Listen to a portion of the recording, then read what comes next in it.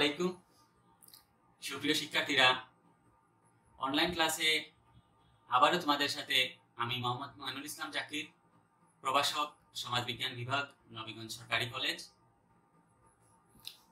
তো আজকের ক্লাসটি মূলত বিএসএস অনার্স সমাজবিজ্ঞান এবং বিএসএস অনার্স রাষ্ট্রবিজ্ঞান বিভাগের শিক্ষার্থীদের জন্য। প্রিয় শিক্ষার্থীরা, আমাদের দৈনন্দিন জীবনে আমরা নানামুখী সমস্যায় জর্জরিত। তো আজকের ক্লাসটি সোশ্যাল প্রবলেম বা সামাজিক সমস্যার থেকে বাছাই করা অতি সাম্প্রতিক একটি বিষয় নিয়ে আলোচনা করার চেষ্টা করব, যা হচ্ছে যে প্রাকৃতিক দুর্যোগ ও তার মোকাবেলা। শিক্ষার্থীরা, সামাজিক সমস্যা হলো এমন একটি নেতিবাচক ঘটনা যা সমাজে বসবাসকারী মানুষকে স্বাভাবিক জীবনযাপনে বাধা সৃষ্টি করে। এটি সামাজিক জীবনযাত্রায় বাধা প্রদান করে, আবেগীয় ও অর্থনৈতিক সামাজিক উন্নয়ন ব্যাহত করে। এই সমস্যাকে যদি আমরা দুটি দৃষ্টিভঙ্গিতে দেখি, তাহলে আমরা বলতে পারি যে একটি হচ্ছে প্রকৃতিগত সমস্যা বা প্রাকৃতিক দুর্যোগও বলতে পারি যেটাকে, এবং আরেকটি হচ্ছে কৃত্রিম সমস্যা বা কৃত্রিম দুর্যোগ। প্রকৃতিগত সমস্যার এখানে মানুষের কোনো হাত নেই, প্রকৃতি থেকেই সৃষ্ট এই সমস্যাটি, এবং কৃত্রিম যে সমস্যা সেটা মানুষের কাছ থেকে সৃষ্ট সমস্যা। তো প্রকৃতি থেকে সৃষ্ট সমস্যার মধ্যে বা প্রাকৃতিক দুর্যোগের মধ্যে আমরা বন্যা, খরা, সাইক্লোন ইত্যাদি আমরা লক্ষ্য করি। তারপরে আর্সেনিক, অগ্নেয়গিরি, হিমবাহ, উষ্ণ প্রবাহ, এইসব। আচ্ছা, কৃত্রিম দুর্যোগ বা মানব সৃষ্ট দুর্যোগ, এখানে মানুষের দ্বারা সৃষ্ট দুর্যোগ বা সমস্যা সেগুলোর মধ্যে আছে যে জনসংখ্যা বৃদ্ধি, দুর্নীতি, নারী নির্যাতন, শিশু পাচার, পর্নোগ্রাফি, তারপরে বর্ণ বৈষম্য, ঠিক আছে, এই জঙ্গিবাদ, এগুলো হচ্ছে মানুষের দ্বারা সৃষ্ট দুর্যোগ বা সমস্যা। আচ্ছা, এখন এই সমস্যা বা তবে এই সমস্যা যে ধরনেরই হোক, ঠিক আছে, তা যে সমাজের উপর বিরূপ প্রতিক্রিয়া সৃষ্টি করে বা নেতিবাচক প্রতিক্রিয়া সৃষ্টি করে তাতে কোনো সন্দেহ নেই। অতি সাম্প্রতিক সময়ে চলমান দুটি দুর্যোগ, একটি হচ্ছে করোনা দুর্যোগ এবং এটির পাশাপাশি আরেকটি দুর্যোগ হচ্ছে বন্যা, ঠিক আছে। এই দুটি দুর্যোগ যা আমাদের জীবন, এই দুটি দুর্যোগ বর্তমান সময়ে যা আমাদের জীবন ও জগৎকে অতিষ্ঠ করে তুলেছে।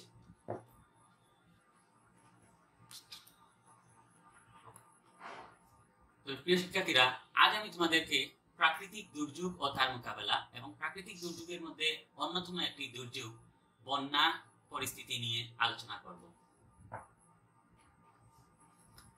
এর লক্ষ্যে তোমাদের উদ্দেশ্যে বর্তমান সময়ে চলমান সিলেট শহরের বন্যা থেকে সৃষ্ট জলাবদ্ধতার একটি স্থির চিত্র ধারণ করেছি নিজের মোবাইলে, যাতে বন্যাকালীন এবং বন্যা পরবর্তী বাস্তবিক কিছু সমস্যা ও করণীয় তুলে ধরা যায়। ঠিক আছে শিক্ষার্থীরা, প্রাকৃতিক দুর্যোগের উপর জাতীয় বিশ্ববিদ্যালয়ের মাসব্যাপী সিইডিপি প্রশিক্ষণে আমাদের নিজেদের তৈরি করা একটি অ্যাসাইনমেন্ট, আমাদের গ্রুপ অ্যাসাইনমেন্ট থেকে আজকে এই বন্যা প্রাকৃতিক দুর্যোগ সম্পর্কে তোমাদেরকে কিছু বলার চেষ্টা করব। আশা করি সবাই মনোযোগ দিয়ে ক্লাসটি দেখলে এবং এখান থেকে সমস্যাগুলো চিহ্নিত করার চেষ্টা করলে সবাই উপকৃত হবে বলে আমার বিশ্বাস। শিক্ষার্থীরা, তোমরা লক্ষ্য করো যে করোনা পূর্ব ক্লাসে তোমাদেরকে একটি সাজেশন দিয়েছিলাম সমাজবিজ্ঞানের শিক্ষার্থীরা, প্রারম্ভিক সমাজবিজ্ঞানের। সেখানের আজকের আলোচনাটি সেই অধ্যায়ের 21 নম্বর প্রশ্ন, বিভিন্ন সামাজিক সমস্যার কারণ প্রতিকার আলোচনা করো। এই বিভিন্ন সমস্যার মধ্যে থেকে একটি সমস্যা হচ্ছে প্রাকৃতিক দুর্যোগ। আর রাষ্ট্রবিজ্ঞানের শিক্ষার্থীদের সমাজবিজ্ঞান পরিচিতি বইয়ের পরিচিতি সাজেশনের 7 নম্বর প্রশ্ন, রচনামূলক 7 নম্বর প্রশ্ন, দুর্যোগ ব্যবস্থাপনা কি, দুর্যোগ ব্যবস্থাপনার ধাপ সমূহ। ঠিক আছে, তাহলে আলোচনা শুরু করা যাক।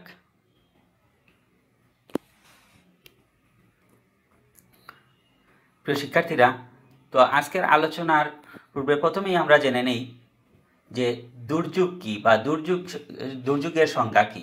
ঠিক আছে, দুর্যোগ এমন কোনো চরম ঘটনা বা পরিস্থিতি যা মানুষ ও তার পারিপার্শ্বিকতাকে ক্ষতিগ্রস্ত করে, স্বাভাবিক জীবনধারাকে বিপর্যস্ত করে, এমন পর্যায়ে নিয়ে যায় যা ওই ক্ষতিগ্রস্ত সমাজের পক্ষে এককভাবে নিরসন করা কষ্টসাধ্য, বিশেষ অসম্ভব হয়ে পড়ে, তাকেই আমরা দুর্যোগ বলি।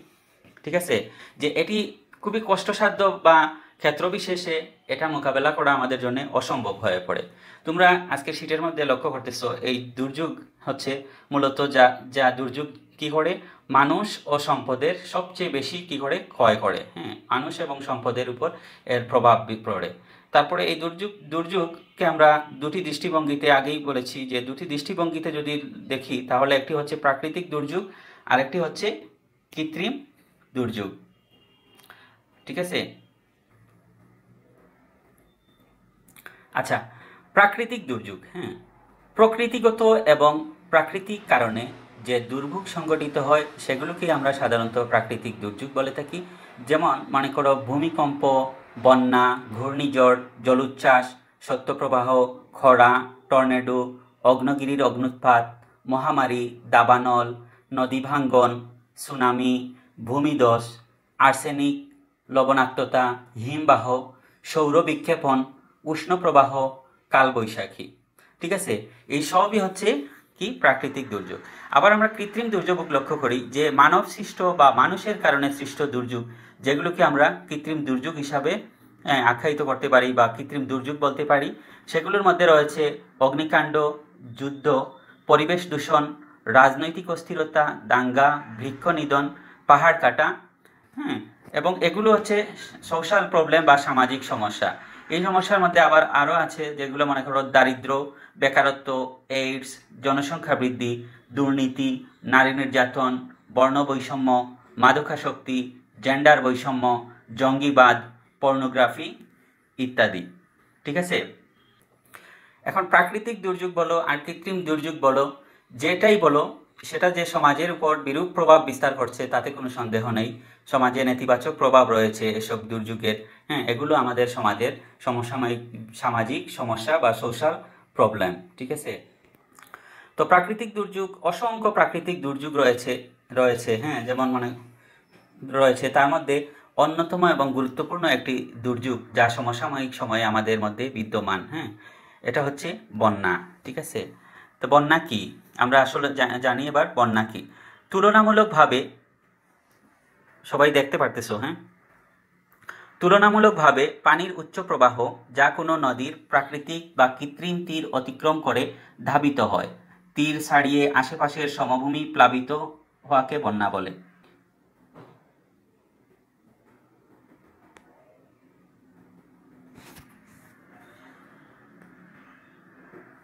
হ্যাঁ, ঠিক আছে, যে নদী প্লাবিত হয়ে তীর ছড়িয়ে নদীর উপর প্লাবিত আশেপাশের সমভূমি প্লাবিত হওয়াকে বন্যা বলে, যেটি আমি চিত্রে ধারণ করেছি যে সিলেটের নদী বরাট হয়ে সেটা প্লাবিত হয়ে উপশহর সহ শহরের বিভিন্ন গুরুত্বপূর্ণ অঞ্চল এখন বর্তমানে পানিবন্দী। এখন যখন আমি এই ভিডিওটি মানে ক্লাসটি নিচ্ছি তখনও উপশহর সহ আশপাশের সমস্ত এরিয়া পানিতে প্লাবিত হয়ে আছে। ঠিক আছে, তো এখন আমরা আসি মূলত ক্লাসে। বাংলাদেশের বন্যার সংজ্ঞা স্বতন্ত্র। আমরা প্রথমে জানলাম যে তুলনামূলকভাবে পানির উচ্চ প্রবাহ যা কোনো নদীর প্রাকৃতিক বা কৃত্রিম তীর অতিক্রম করে ধাবিত হয়, তীর ছাড়িয়ে আশেপাশের সমভূমি প্লাবিত হওয়াকে বন্যা বলে। বাংলাদেশে বন্যার সংজ্ঞা স্বতন্ত্র। বর্ষাকালে যখন নদী, খাল, বিল, হাওর নিচু এলাকা ছাড়িয়ে সমস্ত জনপদ পানিতে ভেসে যায় এবং ফসল, ঘরবাড়ি, রাস্তাঘাট, সহায় সম্পত্তি ক্ষতিসাধন করে, তখন তাকে বন্যা বলে আখ্যায়িত করা হয়। বাংলাদেশের বন্যাকে তিনটি শ্রেণীতে বিভক্ত করা যায়। কয়টি শ্রেণীতে? যে তিনটি শ্রেণীতে এই বন্যাকে আমরা বিভক্ত করতে পারি। লক্ষ্য করো যে নাম্বার 1 হচ্ছে মৌসুমী বন্যা। ঠিক আছে, আচ্ছা, মৌসুমী বন্যা, এই বন্যা ঋতুগত নদ নদীর পানি ধীরে ধীরে ওঠানামা করে এবং বিস্তৃত এলাকা প্লাবিত করে, জানমালের ব্যাপক ক্ষতি সাধন করে। দ্বিতীয়ত আকস্মিক বন্যা। আকস্মিক বন্যা পাহাড়ি ঢল অথবা স্বল্প সময়ে সংগঠিত প্রবল বৃষ্টিপাত থেকে কিংবা প্রাকৃতিক বা মানবসৃষ্ট বাঁধ ভেঙে সংগঠিত হয়। আচ্ছা, অন্যটি হচ্ছে জোয়ার সৃষ্ট বন্যা।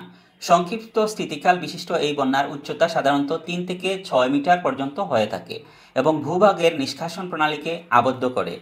ঠিক আছে, আমরা 1974 সাল থেকে 2017 সাল পর্যন্ত বন্যার কিছু ক্ষয়ক্ষতি এবং বন্যার কিছু চিত্র এখানে তুলে ধরার চেষ্টা করেছি।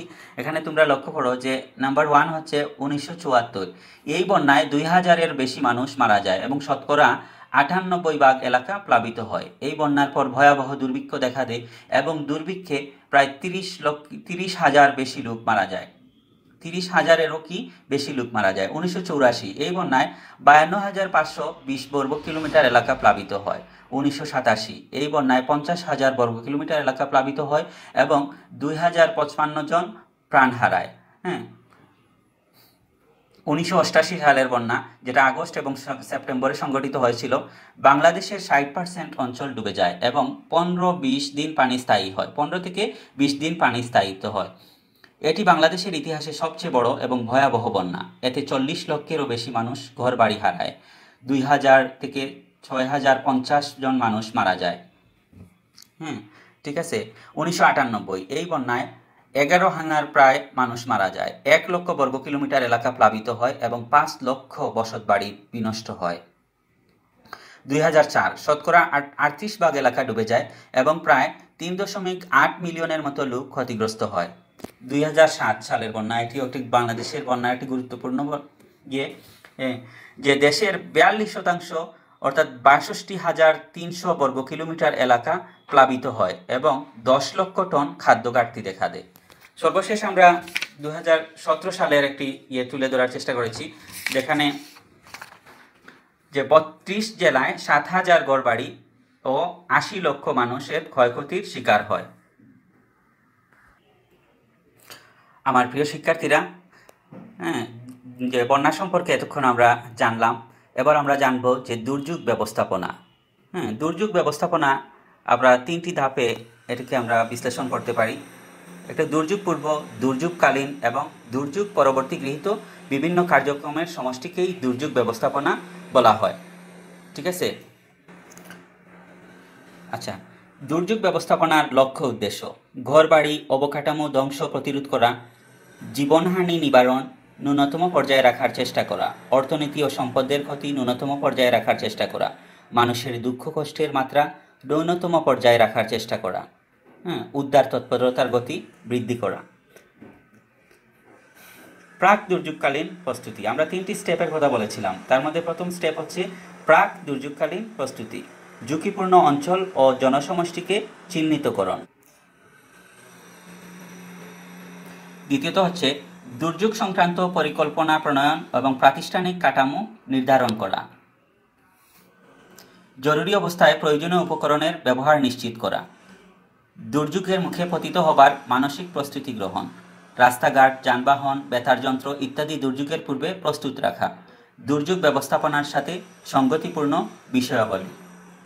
আচ্ছা, প্রাক দুর্যোগকালীন সময়ের প্রস্তুতি এতক্ষণ জানলাম। এখন আমরা জানি যে দুর্যোগকালীন সময়ের প্রস্তুতি। দুর্যোগকালীন সময়ের প্রস্তুতির মধ্যে নাম্বার 1, দুর্গত এলাকায় জরুরি ভিত্তিতে অস্থায়ী আশ্রয় কেন্দ্র স্থাপন করা এবং আশ্রয় কেন্দ্রের নিরাপত্তা ব্যবস্থা জোরদার করা। বিপদ সংকেত পাবার পরপর বাড়িতে মেয়ে শিশু এবং বৃদ্ধাদের নিরাপদ স্থানে অপসারণ করা। বাড়ি ছেড়ে যাবার সময় আগুন নিভিয়ে যাওয়া। আপনার অতি প্রয়োজনীয় দ্রব্য সামগ্রী যেমন চাল, ডাল, দিয়াশলাই, ঔষধ, বইপত্র, দলিলপত্র, পলিথিন ব্যাগ ভরে রাখা। গরু, ছাগল, হাঁস, মুরগি উঁচু স্থানে রাখা। ঠিক আছে। রেডিওতে 15 মিনিট পর পর খবর শুনতে থাকা। যে স্থানে আশ্রয় দিবেন সে স্থানের গাছপালা, ডালপালা কেটে ফেলা।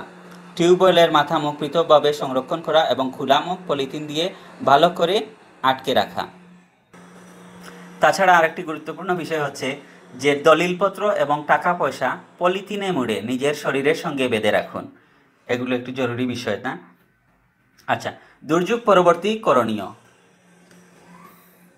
নাম্বার 1 হচ্ছে রাস্তাঘাটের উপর পড়া গাছপালা সরিয়ে ফেলা। আশ্রয় কেন্দ্র হতে মানুষকে বাড়ি ফিরতে সহায়তা করা। অতি দ্রুত উদ্ধার দল নিয়ে নদী, নালা, বিল সমূহ ভাসা লোকদের উদ্ধার করা। সরকারি ও বেসরকারি প্রতিষ্ঠানকে দ্রুত এগিয়ে আসা। ঠিক আছে। দুর্যোগ পরবর্তী অবস্থায় চুরি ডাকাতি রোধে এলাকায় নিরাপত্তা ব্যবস্থা জোরদার করা। দুর্গত এলাকায় দ্রুত ত্রাণ কার্যক্রম পরিচালনা করা, দুর্গত এলাকায় জরুরি ভিত্তিতে পানীয় জল সরবরাহ এবং পয় নিষ্কাশনের ব্যবস্থা নিশ্চিত করা। দুর্গত এলাকায় রোগব্যাধি ও মহামারীর প্রকোপ থেকে রক্ষা পেতে স্বাস্থ্যসেবা কার্যক্রম ও জনসচেতনতা জোরদার করা। প্রিয় শিক্ষার্থীরা, আমরা এতক্ষণ জানলাম যে দুর্যোগ পূর্বকালীন, দুর্যোগকালীন এবং দুর্যোগ পরবর্তীকালীন পদক্ষেপ সমূহ। এখন আমরা জানবো যে এরপরেও আমাদের কিছু দায়িত্ব এবং কর্তব্য রয়ে যায়। যেমন মনে করো ব্যক্তি, পরিবার, জ্ঞান, দক্ষতা, অভিজ্ঞতা, পারস্পরিক সম্পর্ক, আচরণ, অর্থনৈতিক অবস্থা, এগুলো আমাদের দায়িত্ব। কমিউনিটি, স্থানীয় জ্ঞান, সামাজিক দক্ষতা, দলগত সম্পর্ক, নির্মাণ কৌশল, আয়ত্তকরণ। নাগরিক সমাজ, পারস্পরিক জ্ঞানের আদান প্রদান, উদ্বুদ্ধকরণ, সামাজিক চাপ এবং দিক নির্দেশনা, সরকারি বেসরকারি সংস্থা, ত্রাণ পুনর্বাসন এবং সুশাসন। এই সকল দায়িত্ব এবং কর্তব্য আমাদের মধ্যে থাকতে হবে। প্রিয় শিক্ষার্থীরা, প্রাকৃতিক দুর্যোগের নানামুখী প্রভাব আমাদের সমাজে লক্ষণীয়। তা হচ্ছে জানমালের ব্যাপক ক্ষতিসাধন, সম্পদহানি, উৎপাদন হ্রাস, উদ্বাস্তু সৃষ্টি, দারিদ্রতা বৃদ্ধি, অপরাধ বৃদ্ধি, রোগব্যাধির বিস্তার, যোগাযোগ ব্যবস্থা বিচ্ছিন্ন, খাদ্য ঘাটতি দেখা দেয়া, দুর্ভিক্ষ দেখা দেওয়া, গোষ্ঠী সংঘাত, কর্মসংস্থানের অভাব, সামাজিক বন্ধনে ভাঙ্গন সৃষ্টি, পারিবারিক ভাঙ্গন, গ্রাম শহরের স্থানান্তর, আমদানি রপ্তানি ভারসাম্যহীনতা সহ অসংখ্য প্রভাব লক্ষণীয়। প্রিয় শিক্ষার্থীরা, তোমাদের উদ্দেশ্যে সিলেটের আভিজাত এলাকা উপশহরের বন্যা পরবর্তী জলাবদ্ধতার যে চিত্রটি এখানে ধারণ করা হয়েছে, সেই চিত্রে ধারণ করা ভিডিও থেকে এবার আমরা দেখব যে এখান থেকে কোন ধরনের সমস্যা হচ্ছে বা হতে পারে। যে ভিডিওটি তোমরা এখানে দেখতে পাচ্ছ, এটি সিলেটের আভিজাত এলাকা উপশহর। অতিবৃষ্টি ও নদীতে অতিরিক্ত পানি প্রবাহের ফলে বন্যার সৃষ্টি হয়ে এখানে জলাবদ্ধতার সৃষ্টি হয়েছে এবং অধিকাংশ বাসার নিচতলা পানিতে প্লাবিত হয়েছে। এতে পয়ঃবর্জ্য ব্যবস্থার ট্যাঙ্কি, টয়লেট, ড্রেন এর ময়লা আবর্জনা পানিতে মিশে আবদ্ধ পানি মারাত্মক দূষিত হয়েছে। ভিডিওটি ভালো করে লক্ষ্য করলে দেখবে প্রথম দিনের তুলনায় দ্বিতীয় দিনে পানির রং পরিবর্তিত হয়ে কালো বর্ণ ধারণ করেছে। ঠিক আছে, প্রথম দিন যেভাবে পরিষ্কার এবং স্বচ্ছ ছিল, সেকেন্ড দিন বা দ্বিতীয় দিন কিন্তু সেভাবে আর নেই, এখন কালো বর্ণ ধারণ করেছে। এভাবে যত দিন যাবে, সময় যাবে, এটি আরও মারাত্মক দূষিত আকারে বিভিন্ন বর্ণ ধারণ করবে, যা থেকে পানিবাহিত রোগ যেমন ডায়রিয়া, কলেরা, টাইফয়েড সহ নানা রোগ সৃষ্টি হতে পারে। অন্যদিকে শহরের এসব বাসার অধিকাংশই পৌরসভার পানি ধরে রাখার জন্যে নিচতলায় পানির ট্যাঙ্কি রয়েছে বা রিজার্ভ ট্যাঙ্কি আর কি, যেটিতে পৌরসভার পানি রাখা হয়, কিংবা ডিপ টিউবওয়েল রয়েছে, যা উল্লেখিত ময়লা পানির নিচে ডুবে যাওয়ার ফলে লোকজন এসব যখন ময়লা পানির নিচে ডুবে যাওয়ার ফলে লোকজন যখন এসব পানি খাবারের কাজে কিংবা থালা বাসন ধোয়া, কাপড় কাচা ইত্যাদি কাজে ব্যবহার করে, তখন এ থেকে ডায়রিয়া বা পানিবাহিত রোগবালাই হতে পারে। ঠিক আছে, যদি এই সকল পানি যেহেতু পানিগুলা দূষিত হয়ে গেছে, সেহেতু এই সকল পানি যদি অধিবাসীরা ব্যবহার করে থালা বাসন ধোয়ার কাজে, তাহলে এখান থেকেও বিভিন্ন ধরনের রোগবালাই হতে পারে। ঠিক আছে শিক্ষার্থীরা, ধারণ করা চিত্রে তোমরা লক্ষ্য করলে দেখবে যে অধিবাসীদের কিছু ছোট ছোট বাচ্চারা মনের আনন্দে সেই পানিতে খেলা করে যাচ্ছে, অথচ এই বাচ্চাগুলো জানে না যে এ থেকে কি হতে পারে। স্বাস্থ্য পরামর্শকদের থেকে বলা হয়েছে যে বন্যার পানিতে গোসল কিংবা গায়ে লাগানো থেকে যতটুকু সম্ভব বিরত থাকতে, কেননা এই পানি বিভিন্ন জীবাণুর ধারক ও বাহক। এই পানির স্পর্শে বিভিন্ন রকমের চর্মরোগ হওয়ার আশঙ্কা বেশি। সবসময় পানির সংস্পর্শে থাকার জন্য হাতে, পায়ে ও ভেজা আবহাওয়ার কারণে ত্বক বা ত্বকের খুসপাচড়া, ফাঙ্গাল ইনফেকশন, প্যারানাইকিয়া, স্ক্যাবিস জাতীয় নানা ধরনের ত্বকের অসুখ হতে পারে। ঠিক আছে, নানা ধরনের অসুখ হতে পারে। স্ক্যাবিস, দেখো স্ক্যাবিস কিন্তু একটি ত্বকের ছোঁয়াচে রোগ। একজন আক্রান্ত হলে পুরো পরিবার, এমনকি ঘনবসতিপূর্ণ ঘরে একত্রে বসবাস করলে তাদের মধ্যে যে কেউ এ রোগে আক্রান্ত হতে পারে। চুলকানি ও ক্ষতের সৃষ্টি হয়ে ঘা হতে পারে। জীবাণুটি ব্যবহৃত কাপড়ের মধ্যে 2 দিন পর্যন্ত বেঁচে থাকতে পারে। শিশু এবং কিশোরেরাই এ রোগে বেশি আক্রান্ত হয়। ঠিক আছে, যে এই কাপড়ের স্পর্শে যদি অন্যরাও আসে, তবে অন্যদেরও আক্রান্ত হওয়ার সম্ভাবনা রয়েছে। অন্যদিকে সবচেয়ে মজার একটি বিষয় তোমরা লক্ষ্য করলে দেখবে যে ডিম, মাছ, সবজি বিক্রেতা তথা নিত্য প্রয়োজনীয় সামগ্রী বিক্রেতারাও পানি মারিয়ে, কখনো পানিতে এগুলো ভিজিয়ে বাসিন্দাদের কাছে বিক্রি করে যাচ্ছে। কিংবা মানুষ তার প্রয়োজনে এসব পানি মারিয়েই নিত্য প্রয়োজনীয় দ্রব্যাদি নিয়ে আসতেছে। ঠিক আছে, এইসব মানুষ তার প্রয়োজনে ঘর থেকে বের হচ্ছে এবং তার প্রয়োজনীয় জিনিসপত্র নিয়ে ঘরে ফিরতেছে। অন্যদিকে এই ডিমওয়ালারা, মাছওয়ালা, সবজিওয়ালারাও তাদের সবজি, ডিম, নিত্য প্রয়োজনীয় দ্রব্যাদি এই সকল পানি মারিয়ে মানুষের কাছে বিক্রি করতেছে। ঠিক আছে, এখন প্রশ্ন হচ্ছে যে সচেতনভাবে যদি তার ব্যবহার নিশ্চিত করা হয়, তবে এ থেকে ব্যবহার নিশ্চিত করা না হয়, সচেতনভাবে যদি তার ব্যবহার নিশ্চিত করা না হয়, তবে এ থেকেও দেখা দিতে পারে মারাত্মক স্বাস্থ্য বিপর্যয়। ঠিক আছে, যে সচেতনতার সহিত যদি এগুলো ব্যবহার করা, তাহলে হয়তো বা কিন্তু সচেতনতার ঘাটতি দেখা গেলেই সেখান থেকে বিপত্তি করতে পারে। আচ্ছা, এখানে আরেকটি বিষয় লক্ষ্য করো যে বন্যায় বিষাক্ত পোকামাকড়, যেমন সাপ, ব্যাঙ ইত্যাদি, তাদের আবাসস্থল হারিয়ে উঁচু জায়গা খুঁজতে থাকে। ঠিক আছে, তারা তাদের যে পানিতে ডুবে যাওয়ার ফলে তাদের গড়টর হারিয়ে তারা উঁচু জায়গা খুঁজতে থাকে আর ঢুকে পড়ে মানুষের আবাসস্থলে। তখনই ঘটে সাপে কামড়ের ঘটনা, আর বিষধর সাপে কামড়ে মৃত্যুও হতে পারে। ঠিক আছে, সাপে কামড়ের ঘটনা আর বিষধর হলে তো কথা নেই, মৃত্যুও হতে পারে। এক্ষেত্রে ধারণ করা চিত্রের আদিবাসীরাও কিন্তু বিপদমুক্ত নয়। এই যে পানির চিত্রটি ধারণ করলাম, সেখানে দেখো উঁচু জায়গা বলতেই তো ঘরের, বিল্ডিংয়ের 2nd ফ্লোর, 3rd ফ্লোর এগুলা। ঠিক আছে, এক্ষেত্রে এই সকল আদিবাসীরাও কিন্তু বিপদমুক্ত নয়। তবে কার্বলিক অ্যাসিডের বোতলের ছিপি খুলে ঘরের কোণে রাখলে ঘরে সাপ ঢুকে না। ঘরের চারপাশে পানি এলে বেড়া বা দেয়ালের ধার ঘেঁষে ঔষধ ছিটাতে হবে এবং বিষাক্ত পোকামাকড় ঘরে ঢুকতে পারবে না। যদি এগুলা ছিটিয়ে রাখা হয়, তাহলে কি হবে না, পোকামাকড় আর ঘরে ঢুকবে না। এরপরে দেখো যে নিচতলায় আমরা আরেকটা জিনিস লক্ষ্য করলাম যে নিচতলায় পানি প্রবেশের ফলে অনেকেই কিন্তু সাময়িক সময়ের জন্য কিংবা সম্পূর্ণরূপে বাসা ছেড়ে অন্যত্র চলে যাচ্ছে।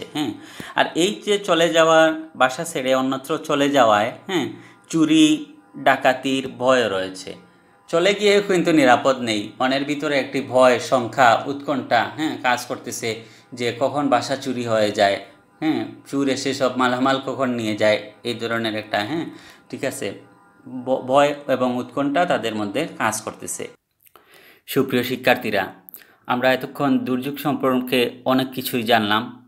যে তোমরা নিশ্চয়ই অবগত আছো এবং নিশ্চয়ই সবাই জানো যে বর্তমানে সারা বিশ্ব প্রাকৃতিক দুর্যোগের বিপুল ক্ষয়ক্ষতি এড়াবার লক্ষ্যে দুর্যোগ মোকাবেলার দিকটি বিশেষ গুরুত্ব পেয়েছে।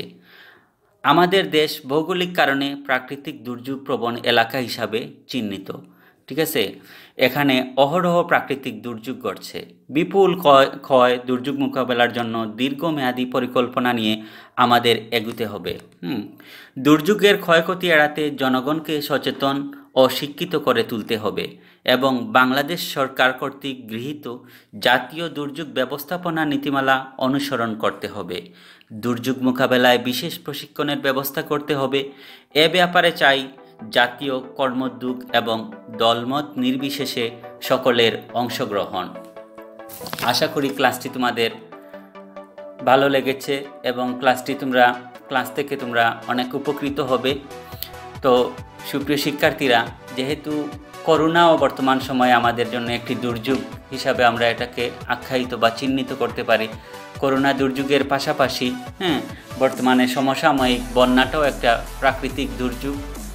তাই এ বিষয় নিয়ে তোমাদের সামনে কিঞ্চিত আলোচনা করার চেষ্টা করেছি।